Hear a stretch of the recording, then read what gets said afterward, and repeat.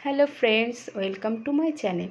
আজ তোমাদের সাথে আমি রান্নার দুটো রেসিপি শেয়ার করব, নিরামিষ মোচার ঘন্ট আর ফুলকপির পকোড়া। তো প্রথমে আমি মোচাটাকে কেটে ভালো করে সেদ্ধ করে নিয়েছি, দিয়ে জল ঝরাতে রেখেছি। এরপরে কিছুটা আলু নিয়েছি, ডুমো ডুমো করে কেটে নুন হলুদ মাখিয়ে রেখেছি। আর নিয়েছি বাদামটাকে আমি ভেজে রেখেছি। আর এখানে আছে জিরে আদা বাটা। এরপরে আমি কি করব, আলুগুলোকে আগে ভেজে নেব। আমি কড়াইয়ে মোচা সেদ্ধ করেছিলাম, তাই আমার কড়াইটা এরকম। এরপরে কড়াইয়ে আর একটু তেল দিয়ে তাতে দুটো তেজপাতা, গোটা গরম মশলা আর একটা শুকনো লঙ্কা ফাটিয়ে আমি ফোড়নে দিয়ে দিয়েছি।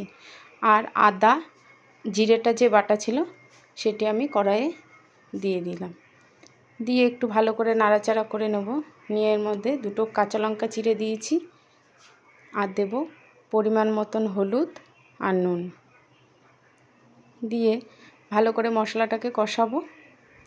কষিয়ে সামান্য আমি একটু জল দেব। জল দিয়ে ভালো করে কষিয়ে নেব।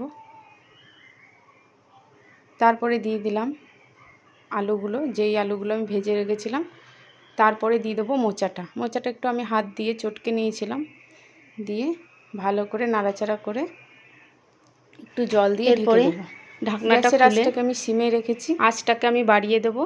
দিয়ে কিছুক্ষণ হতে দেব। দেখো এখানে জলটা আমার শুকিয়ে এসছে।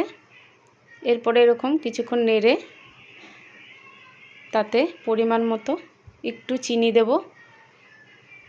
ঘন্ট তো একটু মিষ্টি দিলে ভালো লাগে।